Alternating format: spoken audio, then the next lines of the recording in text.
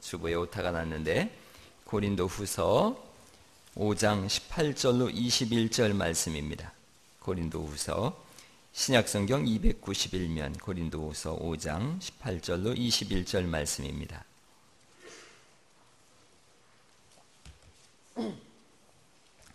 고린도 후서 5장 18절로 21절 말씀 제가 천천히 읽겠습니다.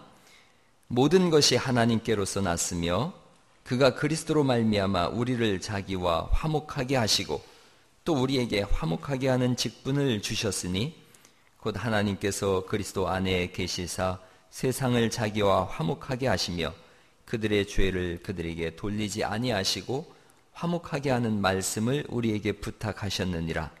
그러므로 우리가 그리스도를 대신하여 사신이 되어 하나님이 우리를 통하여 너희를 권면하시는 것 같이 그리스도를 대신하여 간청하노니 너희는 하나님과 화목하라. 하나님이 죄를 알지도 못하신 이를 우리를 대신하여 죄로 삼으신 것은 우리로 하여금 그 안에서 하나님의 의가 되게 하려 하심이라. 아멘, 아멘. 한동안 그 지능지수 IQ에 대한 얘기를 많이 했습니다. 그러다가 IQ 가지고는 안 되겠다. 그래서 나온 게 이제 Emotional Quotient, EQ. 뭔가 감성이 있어야 된다. 그래서 감성지수에 대한 얘기가 많이 나왔어요. 근데 감성지수만 가지고도 어렵겠다. 그래서 이제 나온 게 한 몇 년 전에 NQ라고 하는 말이 나왔어요. NQ. 그래서 이게 Network Quotient라 그래요. 공존지수라는 말인데 이 김무곤 교수가 만들어서 쓴 말이에요. 공존지수. 그러니까 더불어 사는 거, 더불어 사는 삶. 이 NQ라 그래요. 일본 사람들은 이걸 화목할 화자를 썼어요. 그래서 화 이렇게 했어요. 행복이 어디서 결정나느냐? NQ에서 결정난다는 거예요. 공존지수에서 결정난다는 거죠. 우리는 그 자녀들에게 교육을 시킵니다. 대부분 교육을 위한 교육이 아니라 입시, 시험을 위한 교육을 하더라는 거죠. 물론 자녀의 미래를 위해서입니다. 우리가 사는 세상에서는 IQ, 이거 무시할 수 없더라는 거죠. IQ 사회에서 살게 하려면 달리 도리가 없다. 그래서 지능지수를 높이고 성적을 높이기 위해서는 아무리 집이 뭐 전세를 살아도 또 이걸 삭세로다 내리고 집세가 아무리 높더라도 뭐 여행은 고사하고 외식 한번 못 하는데도 과외를 시키고 학원을 보내고 그렇게 하고 있습니다.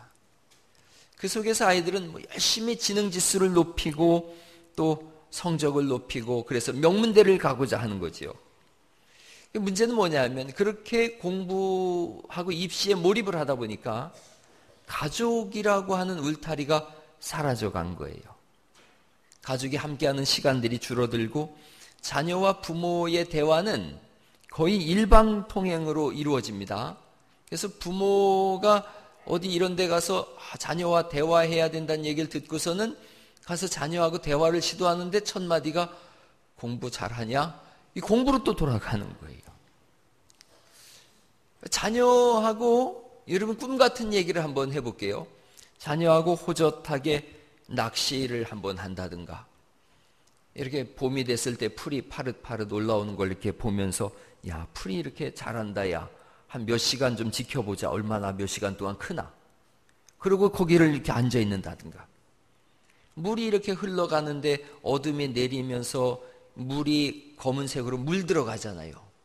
그거를 좀 본다든가 인생의 폭넓은 대화를 나눈다든가 그런 게 있어야 되잖아요. 자녀들하고 물가에 앉아서 해가 지는 걸 바라보면서 야 아빠가 살아보니까 인생은 이런 거더라. 또 엄마가 살아보니까 행복은 이런 데 있더라. 그게 중요하죠. 김용택 시인이라고 있어요. 전북 임실에서 태어난 분입니다. 순창농림고등학교 졸업했는데 그 이듬해 21살에 교사 시험을 봤더라고요. 그래서 초등학교 교사가 됐어요. 이분이 시를 썼는데 모든 시가 엄마하고 나눈 대화예요. 엄마가 이렇게 도리갯질하는 거를 보면서 시를 쓰고 물 흘러가는 걸 보고 시를 쓰고 그랬어요. 우리가 잘 아는 시 있어요. 그 강에 가고 싶다 하는 시예요. 그 강에 가고 싶다.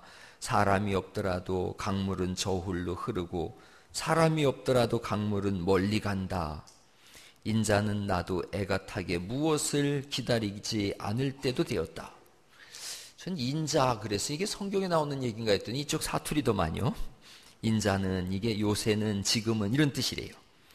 봄이 되어 꽃이 핀다고 금방 기뻐 웃을 일도 아니고 가을이 되어 잎이 진다고 산에서 눈길을 쉬 거둘 일도 아니다. 강가에서는 그저 물을 볼 일이다. 끝에 이렇게 돼 있어요. 강에 가고 싶다. 물 위에 산을 두고 가지 않고 산 또한 물을 두고 가지 않는다. 그 산에 그 강에 가고 싶다. 저는 그런 곳에서 자랐습니다. 그래서 이 시를 읽고서 우리 애들하고 제가 자란 그 산과 그 강에 한번 데리고 가야 되겠다고 생각했어요. 그게 제가 구글 지도로다가 한번 제가 살아온 산 동네를 한번 찍어봤어요. 저희도 못 가본 지가 20년이 더 되고 그래서 하도 궁금해서 마을이 어떻게 됐나 생각했는데 저 시커멓게 이렇게 흘러간 데가 강이에요, 강. 그리고 다리 하나가 있는데 저 다리 이름이 운교입니다. 운교, 구름다리. 얼마나 정취가 있습니까? 저 강이 이렇게 생긴 강이에요. 예, 저렇게. 저기서 물장구 치고 고기 잡아먹고 깨먹고서 이렇게 애들하고 그렇게 놀았거든요. 저길 꼭 가자고 20년 전부터 제가 그랬는데 바빠서 못 갔어요. 제가 바쁘기도 하고 아이들도 바빠요. 그 아이들은 우리가 누렸던 추억들을 공부에 다 빼앗겨 버렸어요. 추억이 없는 시대를 살아갑니다. 우린 들로 산으로 뛰어다녔어요. 그러면서 산에 가면 다 시인 되어졌고 강가에 가면 다 음유시인 되어지고 제잘제잘 웃고 깔깔거리고 뛰놀고 산으로 들어갔을 때 타잔 안 된 사람이 없잖아요. 저도 산에 가서 다 타잔놀이 했어요. 우린 6학년은 타잔이고 여자는 제인이고 우리 제 1학년, 2학년은 다 치타예요. 그래서 왁왁왁왁 이러고 다니면 이제 가자 치타 그러면 막 이러고 가고 그러다 이제 6학년 되기만 기다리는 거죠. 6학년 되면 나도 타잔한다. 6학년 돼서 이렇게 타잔하고 내 친구 중에 이현우라고 하는 친구는 타잔놀이 하다가 떨어졌는데 팔이 빠졌어요. 근데 그때 그 당시는 병원도 안 가고 그랬잖아요. 그래서 탈골이 된 채로 이렇게 자랐어요. 그래서 걔 별명은 팔 빠진 타잔인데 그렇게 우리는 자랐어요. 수영도 하고 토끼몰이도 해보고 개구리 잡아서 배꼽에다 이렇게 똥구멍에다 바람 넣으면 배 빵빵해지고 이걸 놓으면 엎어졌다 뒤집어졌다 막 그러잖아요. 이런 것도 해보고 뱀도 잡아보고 뭐 막 이렇게 뭐 이상한 거 잡아가지고 여학생 뒤에다가 이렇게 집어넣어가지고 막 그러기도 하고 막 그랬는데 얘들은 추억이 없는 시대를 사는 거예요. 정서가 없고 공존하는 삶이 없고요. 그러다 보니까 화목지수가 이 NQ라고 하는 것이 바닥이에요. 하는 이야기는 정해져 있습니다. 부모와 자녀 간의 대화. 공부 잘 되냐? 어떤 과목이 어렵냐? 시험은 잘 봤냐? 선생님 뭐라고 하시더냐? 학원 갈 시간이다. 정 미안하면 피자 사줄까? 이러고 있다는 거예요. 다시 생각해 보세요. 공부 잘하면 확실히 편리한 세상을 살 수 있습니다. 그러나 공부와 행복은 정말 무관합니다. 편안하고 편리하게 살 수는 있을지는 모르지만 그걸 가지고 행복하다라고 얘기할 수 없어요. 진짜 행복은 더불어 사는 능력입니다. 더불어 살 줄 아는 능력. 그것을 이 사람은 공존지수라 그랬고 하나님은 화목이라고 말씀하셨어요. 우리가 읽은 이 말씀엔 화목이라고 하는 말씀이 이 짧은 말씀 속에 글쎄 5번이나 반복됩니다. 너무나 중요한 단어인 거예요. 카탈라소라 그럽니다. 카탈라소, 화목. 한번 해보세요. 카탈라소. 예. 이게 잘못된 관계를 바르게 맞춘다라는 뜻이에요. 하나님이 오늘 우리가 읽은 말씀엔 2가지로 말씀하세요. 하나님과 화목해라. 이웃과 화목하라 그러세요. 하나님과 화목하라, 이웃과 화목하라. 하나님과 화목하는 방법은 한 가지밖에 없어요. 십자가를 통해서, 즉 예수님을 통해서만 하나님과 화목되는 줄 믿습니다. 그래서 예수님은 화목제물이에요. 우리가 하나님과 화목하게 하는 제물이 되어져요. 이런 거하고 똑같아요. 제가 만약에 이렇게 우리 서리하고 싸웠어요. 뭐 안 좋아요. 그래서 화목하러 갈 때는 빈손으로 안 간단 말이에요. 뭐 하나 이렇게 들고 가서 쓱 내밀고 미안해요 이런단 말이에요. 그런데 하나님과 우리가 원수가 되어졌어요. 하나님 앞에 우리가 나가야 되는데 죄인된 우리가 나갈 수가 없어요. 그러자 제물 대신 예수님이 대신 화목하게 하셔서 하나님 앞에 나갈 수 있는 길을 열어놓으신 줄 믿습니다. 그래서 예수님 믿으면 하나님과 화목하게 되어지는 거예요. 온 천지를 지으신 하나님과 원수가 돼서 살 수 있는 사람은 한 사람도 없거든요. 그런데 하나님과 화목되어졌어요. 얼마나 행복한 인생이에요. 하나님과 화목 예수님으로 가능해요. 오늘은 두 번째 거 말씀드리려고 그래요. 과연 그러면 사람과는 어떻게 화목하며 지내야 되느냐는 거예요. 어떻게 다른 사람과 화목하며 지내는가. 김묵은 교수가 쓴 NQ라는 책을, NQ로 살아라는 책에 실제적인 지침을 주더라고요. 화목하기 위해서는 나보다 다른 사람을 먼저 생각하래요. 이게 배려예요. 그러니까 배려하는 자세가 몸에 배어 있어야 되는 거죠. 오늘날 배려라는 것이 사라진 시대를 살아가고 있어요. 사람들이 다른 사람을 대할 때 거의 뭐 배수진을 치고 임전무태의 정신으로 사람을 대하더라고요. 대화와 타협 이런 것들이 사라진 세상을 살아가고 있어요. 다른 사람을 배려하지 않아요. 대학교 화장실에 가봤어요. 그랬더니 대학생들이 막 붉은 글자로 써놨더라고요. 평화통일, 민족, 자주.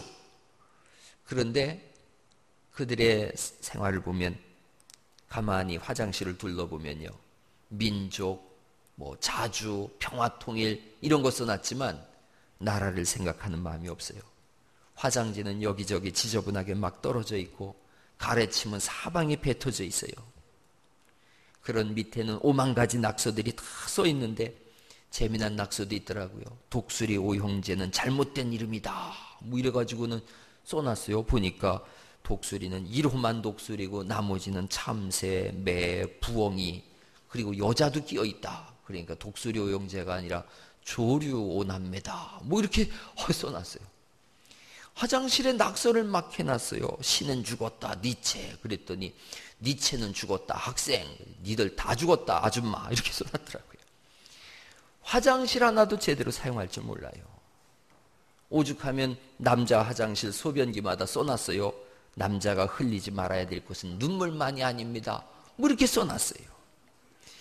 함께 사는 법을 모른다는 얘기를 제가 하는 거예요. 함께 사는 법을 모르는 거예요. 우리 교회에도 화장실 1층 화장실에 우리 교인들은 뭐 4층 5층 쓰니까 그렇지 1층 화장실은 이렇게 지나가는 분들 쓰라고 항상 열어놨는데 화장지 그 변기에 놓지 말라고 써붙여놨는데도 잔뜩 넣어가지고 막히게 해놓고 그래요. 이렇게 지나가는 분들이 여기 교회에서 개방해주면 얼마나 좋아요. 깨끗하게 써야 되는데 화장지 써서 여기저기 막 버려요. 가장 기본적인 것도 못하는 거예요. 휴대폰을 가지고 사는 시대인데 어디서나 뭐 이 휴대전화로 무시해서 문제예요. 어떤 모임이든 뭐 우리 교회는 아직 그런 거 모르겠는데 예배 때도 성경 공부 때도 전화가 오면 거기서 태연하게 전화를 받는 거예요. 그 목사님이 설교를 하는데 그렇습니까? 그러면 그런데 말이야 이러고 있는 거예요. 이 휴대폰 이거 하나도 제대로 간수를 못해요. 병원에 문병 갔는데요. 어린아이 하나가 5층까지 버튼을 다 눌러놓은 거예요. 1층, 2층 쓰고 3층 쓰고 4층 쓰고 이 장난을 하고 있어요. 어른 하나가 야단을 치니까 싸움이 일어났어요.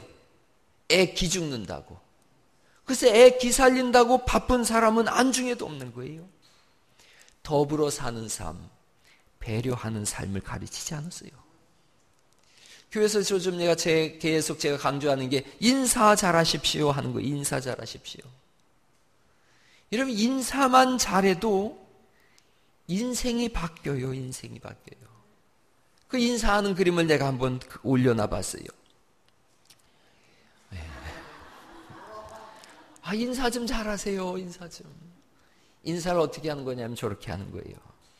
여러분, 인사하는 모습을 보고 싶거들랑 김영화 장로님을 보세요. 그러면 그렇게 저렇게 인사해야 되는 거구나. 이따 끝나고서 이렇게 나가실 때 김영하 장로님 인사하는 걸 눈여겨보세요. 그럼 인사는 저렇게 하는 거구나. 인사 하나도 제대로 할 줄 모르는 거예요. 교회에서 뭐 칭찬해야 되느냐? 공부 잘하는 애다. 그거 칭찬 아니에요. 쟤는 인사 잘하는 아이입니다. 쟤는 배려할 줄 아는 아이입니다. 쟤는 웃어줄 줄 아는 아이입니다. 할렐루야. 이게 중요한 거죠. 공부 잘하는 건 조금 노력하면 할 수 있는 거예요. 큰 자랑 아니에요. 배려하고 더불어 살 줄 아는 화목제수를 높이는 것이 그리스도 안에서 정말 중요한 삶인 줄 믿습니다. 이 글에 보니까 그런 게 있어요. 평소에 잘하라. 그러죠. 평소에 잘하라. 내가 쌓아둔 평소의 공덕이 위기 때 빚을 낸다는 거예요. 이런 말도 있어요. 내 밥값은 내가 내고 남의 밥값도 내가 내라. 밥값 낼 때마다 꼭 왜 구두끈 맨다거나 화장실 가겠다고 하는 사람들 있잖아요. 당장 몇천 원은 굳을지 모르지만 돈으로 살 수 없는 것을 잃어버리는 사람이에요. 우리 교회는 어디 가서 밥 먹으면 서로 돈 내려고 하는 은혜가 있길 간절히 바랍니다. 그게 중요한 거예요. 여러분, 이런 것도 있어요. 고마우면 고맙다고, 미안하면 미안하다고 큰 소리로 말해라는 거예요. 다른 사람은 내 마음속을 읽을 정도로 한가하지가 않습니다. 고마우면 고맙습니다. 미안하면 정말 미안합니다. 해야 되는 거예요. 남을 도와줄 때는 화끈하게 도와주라는 거예요. 처음에 도와주다가 흐지부지하거나 조건을 달지 말라는 거예요. 괜히 푼만 팔고 욕만 먹는다는 거죠. 그런 경험들이 있지요. 조의금 낼 때는 많이 내라 이런답니다. 수입의 1%는 꼭 기부금으로 써라 이거예요. 마음이 넉넉해지고 얼굴이 핀다는 겁니다. 이런 얘기도 있어요. 수의 아저씨하고 청소하시는 아주머니한테 잘 하라는 거예요. 그분들이 소문의 근원이에요. 그리고 또 하나, 우리 부모님의 다른 모습이라는 겁니다. 하나 더 말씀드리면, 공적인 자리에 갈 때는 복장에 신경을 잘 쓰라는 거예요. 가능한 한 좋은 옷을 잘 입으라는 거죠. 외모는 생각보다 훨씬 중요합니다. 교회 오실 때 복장에 신경들 쓰실 수 있길 바랍니다. 끝에 이런 글을 썼어요. 성공하고 싶고 행복해지고 싶다면 나누고 베푸는 삶을 살아야 된다. 전 재산 다 기부하라는 얘기가 아니에요. 먼저 관심을 가지고 나누고 베푸는 손입니다. 먼저 주고 나누다 보면 답답한 마음도 풀려지는 줄 믿으시기 바랍니다. 이렇게 얘기해야 되는 거예요. 자녀들한테 놓고 너는 IQ 그 지능지수로 승부하지 말고 공존지수로 승부해라. 할렐루야. 그게 사람 사는 모습입니다. 우리나라에 최초로 라면 공장을 세운 분이 삼양라면의 전중윤 회장이시더라고요. 올 7월 달에 별세하셨어요. 1989년에 11월 달에 여러분 다 기억하시는 우지 파동이 일어났어요. 공업용 우지로 라면을 만들었다 이래가지고 구속됐는데 12일 만에 무죄로 판명됐어요. 석방됐습니다. 그러나 공장이 가동 중단됐어요. 천여 명이 회사를 떠나고 시중에 깔려있던 라면 100억 원 이상의 제품이 폐기되어졌어요. 40년 동안 쌓아왔던 명예가 하루아침에 다 사라져버렸어요. 뒤이어서 IMF 위기가 왔어요. 이어지는 부도. 그런데 그때 부산 쪽에서부터 삼양라면 살리기 운동이 일어납니다. 대형 식당에서 사람들이 삼양라면 애용 호소문을 시민들이 갖다가 붙여놓기 시작했어요. 라면 한 가구당 한 상자씩 사자, 구매 운동이 일어나고 친척들한테 라면을 선물하기 운동을 했어요. 이분이 힘을 얻어서 경영을 정상화했어요. 왜 이런 일이 일어났을까? 배경을 살펴본 거예요. 이분은 평소에 더불어 살기 운동을 했던 화목지수가 아주 높은 분이었어요. 다른 사람과 더불어 살 줄 아는 거예요. 상간벽지에 의료시설을 세우고 형편이 어려운 청소년들에게 장학금을 지불하고 신용을 철저히 지키고 지역 사람들과의 유대관계를 강화했어요. 그 결과 이분 돕자는 거예요. 이게 화목지수예요. 전중현 회장이 늘 강조했다 그럽니다. 무슨 일을 하더라도 정직과 신용을 가장 앞세워라. 당장의 이익에 급급하지 말고 먼 미래를 내다보고 생각해라. 그래야만 우리가 일구어 놓은 기업이 후손들에게 이어지고 대대손손 번성할 수 있다. 이분의 좌우명이 좋아서 저는 좌우명이 한 20개 되는데 이분의 좌우명도 적어놨어요. 인생백해 천세우라는 거예요. 이런 뜻입니다. 사람은 100년을 살지만 1000년 후를 생각하라 그러는 거예요. 조금 멀리 보고 멀리 생각하면 다른 사람을 품을 수 있더라는 거지요. 할렐루야. 이 마음이 중요해요. 세상에서 가장 화목지수가 높았던 분이 누구냐? 두말할 것도 없이 예수님이에요. 예수님은 사람들 굶주렸을 때 그냥 지나치지 아니하시고 먹이셨어요. 부활하셨어요. 제자들이 다 배신하고 도망갔어요. 이놈들 만나기만 해봐라. 막 이럴 텐데 먹을 걸 가지고 가세요. 물고기를 다 구워놓고 배에서 그렇게 하루 종일 일했던 그 배고픈 사람들 오라 그래가지고 먹이기 시작하셨어요. 빈손으로 가지 않으시더라고요. 잔치는 귀찮은 거예요. 아무리 준비해도 한 가지만 허술하면 불평이 나오는 거지요. 먹는 사람은 늘 당연하다는 듯이 먹는데 준비하는 사람은 항상 열심히 준비해요. 예수님이 열심히 준비하세요. 교회도 똑같아요. 식사당번들은 얼마나 열심히 준비하는지 몰라요. 그런데 손끝 하나 안 움직이고 이거 먹는 사람들이 꼭 이거 짜네, 싱겁네, 밥이 되네, 뭐 어쩌네 이러고 있다는 거예요. 제가 이 맨 뒤에 서서 이렇게 가만히 보면은 두 종류의 사람이 있어요. 이렇게 퍼가지고 가서 정신없이 먹고 탁 밀어놓고 가는 사람이 있는가 하면 배식하는 사람들한테 고맙습니다, 고맙습니다, 고맙습니다 인사하는 두 종류의 사람이 있어요. 여러분 오늘부터 이렇게 배식하는 분들한테 꼭 잘 먹겠습니다 인사하는 은혜가 있길 바랍니다. 먹고 나서는 또 잘 먹었습니다 그래야 되는 거예요. 주보에 항상 식사당번 이름을 적어 놓는데 그 구역을 이렇게 잘 보시고서 예배 끝나고 식사하실 때마다 고맙습니다 인사해 보세요. 하루 종일 이 토요일부터 와서 일하고 준비한 분들이 피곤이 사라지고 자신이 하는 일에 기쁨을 누리게 되는 줄 믿습니다. 그러면서 서로가 화목지수가 올라가는 거예요. 예수님은 주실 때 가장 좋은 걸 주셨어요. 잔치집에 요한복음 2장이에요. 잔치집에 포도주가 떨어졌어요. 뭐 다 술 취한 사람들이에요. 뭐 아무거나 내도 되는데 예수님은 소홀하게 대접하지 않으세요. 가장 좋은 포도주를 주셔요. 그리고 우리에게는 가장 좋은 천국을 허락하신 줄 믿으시기 바랍니다. 예수님은 다른 사람을 위해서 기도하시는 분이세요. 다른 사람 잘되게 하기 위해서 하나님 우편에서 지금도 우리를 위하여 기도하고 계신 줄 믿으시기 바랍니다. 예수님이 하시는 일이 남 잘되게 하는 일이에요. 우리를 하나님의 자녀되게 하는 일이고 하나님과 화목하게 하는 일이에요. 그리고 우리에게 말씀하세요. 너희도 화목하게 하는 직분을 받았다 그러시는 거예요. 송병락 교수가 나와서 경제학 강의를 하더라고요. 제가 경제학과를 나와서 유심히 무슨 얘기 하나 잘 들어봤어요. 그랬더니 이 사람이 두 가지 얘기하더라고요. 어떻게 하면 부자가 되느냐. 두 가지 얘기하는데 중요한 얘기예요. 그래서 제가 잘 적어놨어요. 이 두 가지 저렇게 하면 꼭 부자 되겠구나. 궁금하시죠? 오후 예배 때 제가 꼭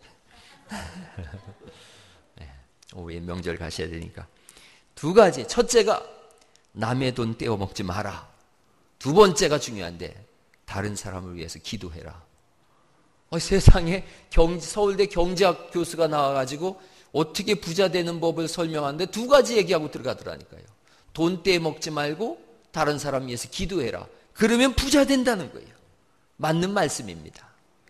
부자 되려면 다른 사람 위해서 기도하고 다른 사람 위할 줄 알 때 부자 되는 거예요. 예수님은 사람을 차별하지 않습니다. 병든 자, 보지 못하는 자, 걷지 못하는 자 차별하지 않으세요. 예수님 사전에는 왕따가 없어요. 예수님은 왕따의 친구를 자청하셨어요. 화목지수가 우주에서 가장 높으신 분이세요. 예수님은 모든 사람의 배경이 되어주시더라고요. 예수님 용서하시는 분이세요. 자신을 부인한 베드로를 용서하세요. 자기를 십자가에 못 박은 사람들을 용서하세요. 그리고 죄로 인하여 죽을 수밖에 없는 우리조차도 용서하신 줄 믿습니다. 가장 화목지수가 높으신 분이세요. 예수님을 가만히 성경적으로 그냥 한번 보는 거예요. 예수님을 그냥 인자, 사람으로 오신 예수님을 한번 연구해 봤어요. 배운 것도 변변찮아요. 예수님은 사람으로 오신 예수님. 목수의 집안이지 않습니까? 가정 형편에 내세울 만한 그런 집안도 아니에요. 이사야서를 보니까 예수님은 잘생기지도 못하셨대요. 그렇게 예언되어진 분이세요. 사람들은 또 예수님을 무시합니다. 그런데 예수님은 자신이 어떤 대접을 받는지에 대해서 연연해하지 않습니다. 나눠주는 일에만 온통 신경을 씁니다. 다른 사람 만나서 그들의 아픔과 고통을 들어주고 문제를 해결해 주십니다. 그들을 행복의 길로 열어주시는 거지요. 자신을 십자가에 내어주기까지 하십니다. 그래서 우리가 하나님 앞에 나아갈 수 있는 길을 열어주셨고, 그리고 우리에게 이제 요구하시는 거예요. 5장 18절 말씀인데 한 번만 더 읽어보시죠. 5장 18절 말씀 같이 읽어보시겠습니다. 시작. 그가 그리스도로 말미암아 우리를 자기와 화목하게 하시고 또 우리에게 화목하게 하는 직분을 주셨어요. 그래서 우리는 어떤 사람이 되어야 되느냐? 다른 사람과 다른 사람을 화목하게 하고 하나님과 다른 사람을 화목하게 하는 일에 다리 역할을 하는 일이 우린 줄 믿습니다. 화목하게 하는 직분자들이 저와 여러분입니다. 일본에서 신문사나 방송사에서는 일본 사람들이 가장 존경하는 인물들을 매년 앙케이트 조사를 해서 발표를 합니다. 지난해에도 발표를 했어요. 몇 년째 그걸 제가 쭉 보는데 한 번도 1등 자리를 빼앗기지 않은 사람이 있습니다. 누구냐면 사카모토 료마라고 하는 사람이에요. 사카모토 료마. 오래전 사람입니다. 이분이 누구냐면 메이지 유신의 주역이 된 사람이에요. 이 사람의 전기에 대해서 10권의 책이 있어서 우리 교회도 4권을 제가 사다 놨습니다. 료마가 간다라는 책인데요. 이 사람 영향을 가장 많이 받은 사람이 소프트뱅크의 손정의 사장이라 그럽니다. 중학교 때부터 이 사람에 대한 전기를 읽고 이 사람처럼 살아야 되겠다 그랬다 그래요.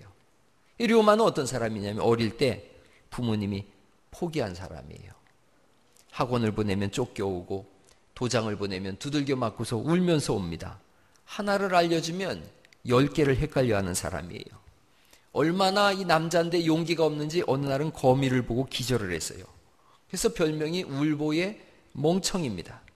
부모는 이 아이는 아무것도 못할 사람이라고 그렇게 생각했어요. 기대를 접었습니다. 그런데 그런 그가 일본을 완전히 변화시키고 현대화시키는 주역이 되어졌어요. 사초 동맹이라는 게 있습니다. 이 사초 동맹의 중심이에요. 메이지 유신의 초석이 되어졌어요. 뭐가 이 사람을 가장 존경받게 하고 성공하게 하는 그런 인생이 됐을까?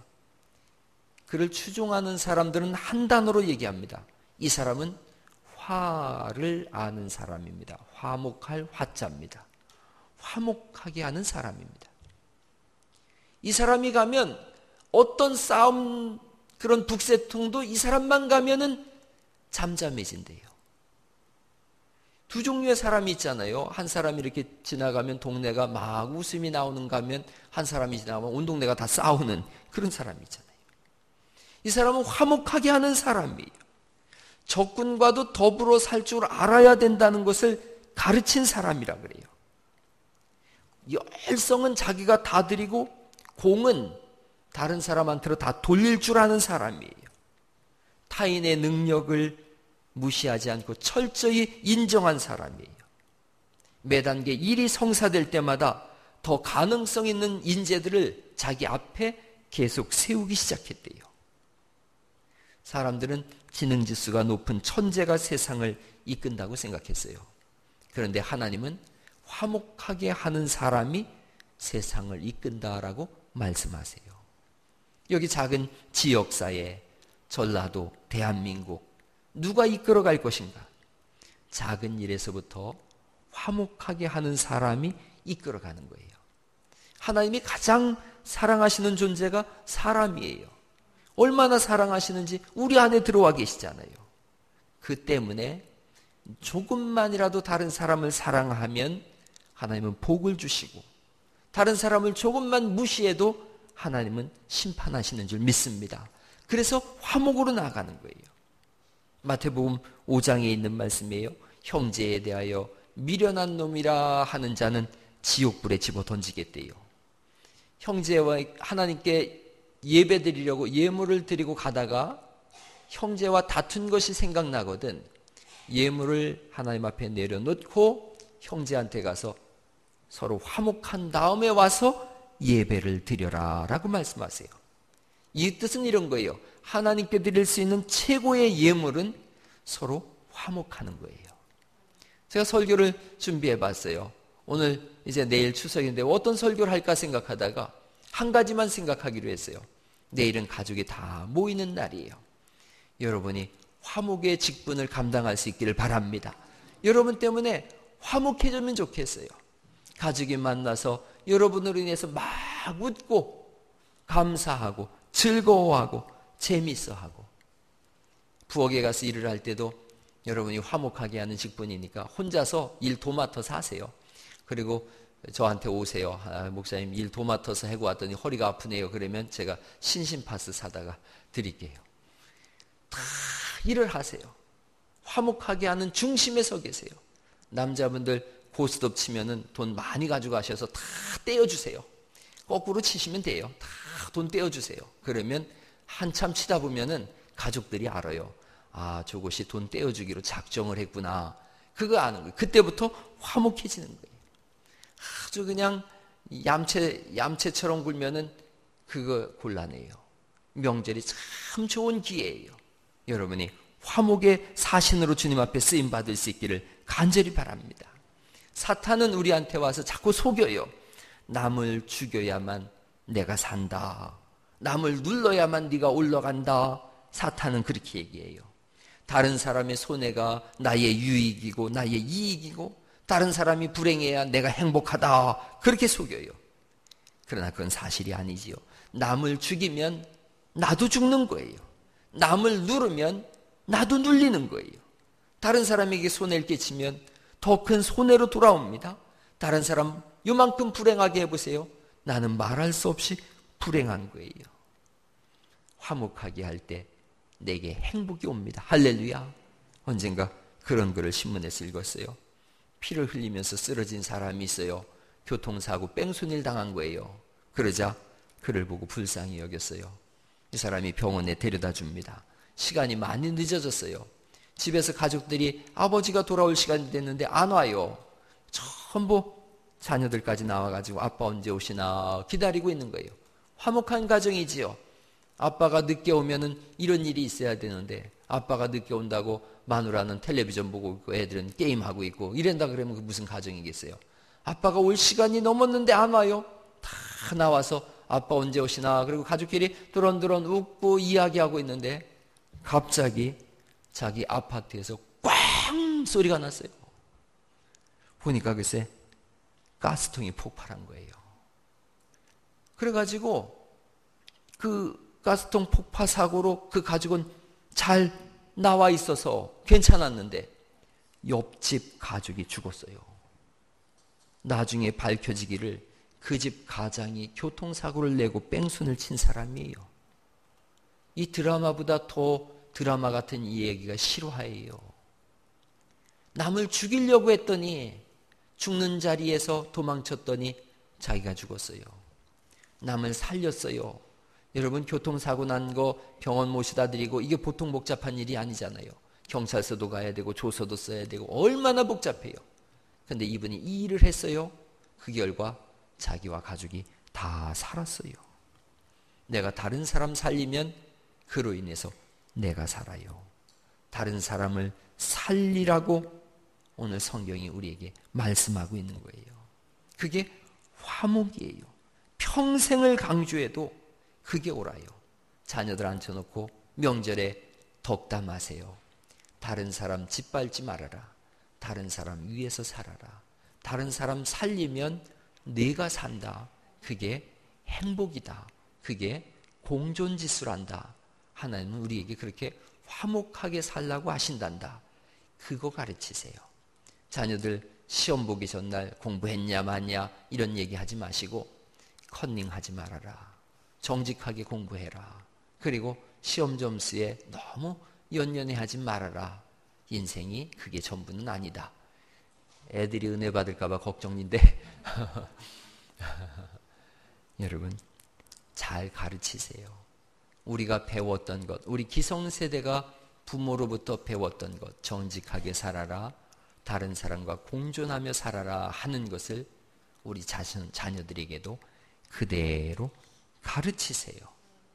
이렇게 제가 결론을 내립니다. 이 그림 한 장을 보시면요, 이 아주 화목할 때의 이 화자를 정말로 아름답게 그려놨어요. 한번 보세요.